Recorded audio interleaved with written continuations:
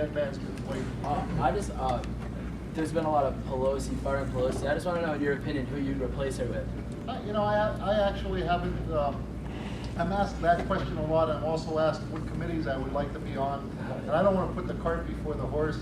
I really haven't given it any thought as to who I would support. I'm just worried about winning first, and I'll start thinking about that after Tuesday. Do you have any suggestions, Rob? I'll let you do that.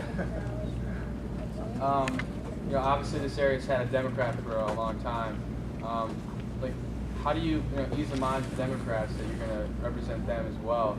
I mean, you can't really work against Democrats right now. You have to work with them. So how are you going to ease the minds of people? That's a great question and a great point. How does a Republican win in a district that has so many more Democrats than Republicans? When they get to know you and realize that it's not going to be about party for me, I'm going to go there and do what you want most, and that's to try to make a better future for you as a young adult. I'm going to work to try to make a better life for you, a better opportunity for you. I'm going to work to try to bring jobs here. That's what people want. And I just have a different idea as to how to do it.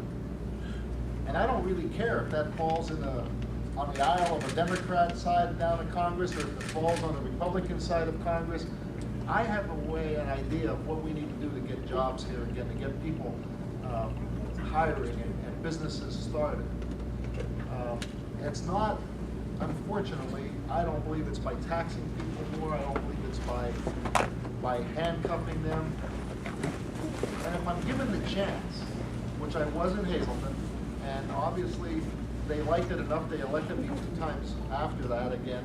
If I'm given the chance, I'll prove to the people here that I'm going to go there and do what I say I'm going to do. And at that point, I believe Democrats and Republicans, it won't matter. If you represent the people and you listen and you try and you're honest, and you go to Washington to do what's best for the people there, I have enough faith and confidence in the people here in northeastern Pennsylvania that they're going to say, we don't care what his party is. He cares about us. He cares about people. And that's worked for me, and I'm just asking the people to give me that chance on Tuesday. About $1 trillion has been spent on the wars in Iraq and Afghanistan. Over the years, Congress has pretty much rubber stamped whatever Bush and Obama would ask for. President Obama has pledged to start withdrawing from Afghanistan by next July, and pressure is already being brought to bear on him by certain elements to go back on that or stretch it way out so that the withdrawal would be virtually meaningless. If he did that, would you speak out against it, and would it was necessary to use the power of the purse to speed up withdrawals of the American border? Well, let me start off by saying that I am going to make sure that our military, our men and women that fight for our country, have what they need so that they can come home safely. I will always support the military in my decisions there, because it could be our son or daughter, and I want to make sure that if we send them off to defend us, that we give them everything they need so that they can come home safely to us as well. And I, like just about every American, want to see all of our military home again. But I believe that when elected, there'll be military briefings that will that I'm sure I'll be sharing more information than what we have now. I'm sure when President Obama went to the Senate, what he knew or what he thought he knew, what was going on around the world, I'm sure that information, military briefings, brings new information that may change your mind as to how we feel and our opinion of the military. I know my job as mayor, there's information that our detectives will share with me that the public may not know, and some of my decisions are based on that information. Because of the safety of the people involved, we can't share it publicly. So I'm sure there's a lot of that, and I'll do everything I can to make sure that we get our military folks home as soon as we can. But I'm also anxious to hear what's happening, because I'm very concerned about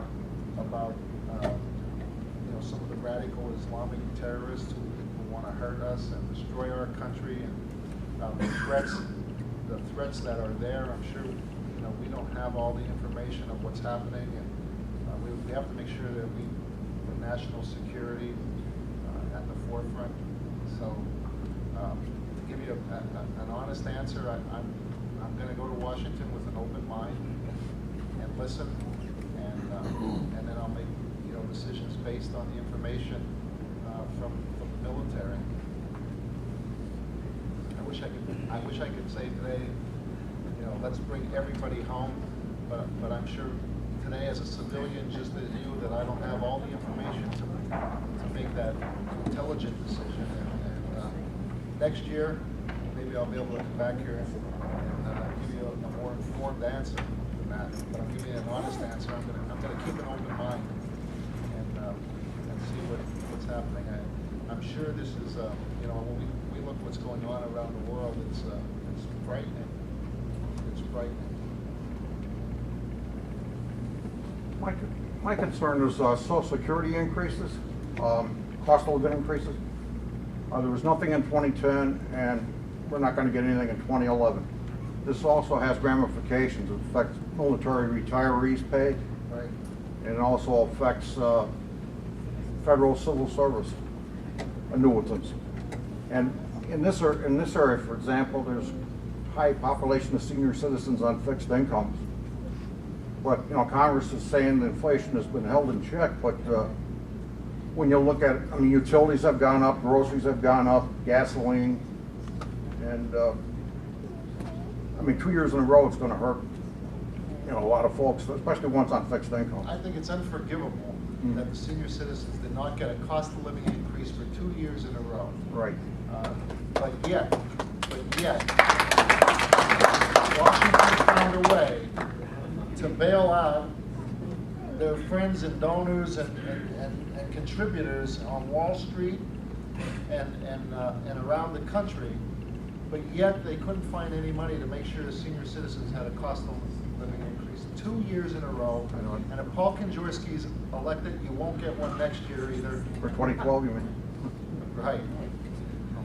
But I want to tell you that, and I'm glad you brought the cost of living increase. I want to make something very clear here. I will not privatize Social Security. I need to make that. We've heard that. I need you to hear that. I didn't agree with it. I didn't agree with the commercial, believe me. I am against privatizing Social Security, and I will not privatize Social Security. I wish he would stop saying it, and I wish he would stop scaring senior citizens with it, because that's not leadership.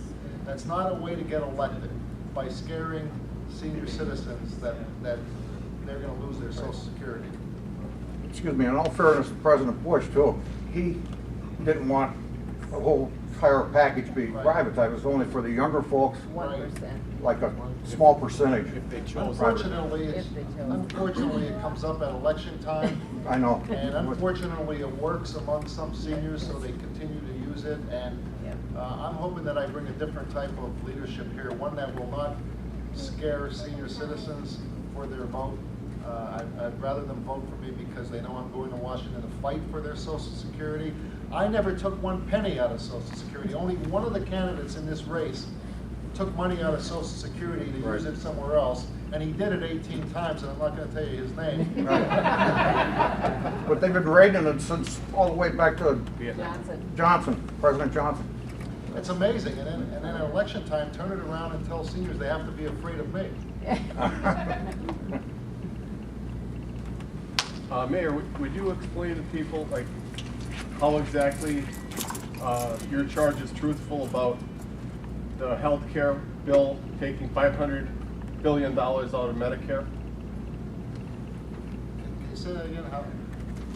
Your campaign and other Republican campaigns have been charging that the health care bill is taking $500 billion out of Medicare, Right. which I know is true, but would you explain exactly why this is so?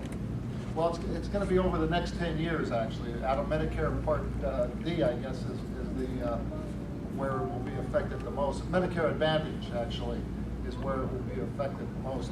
And the effect that that's going to have on senior citizens is that their medical plans will be affected.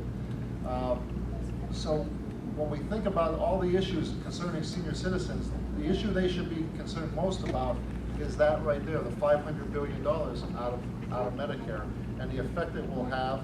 And I can tell you there are some doctors who have said they will not be seeing Medicare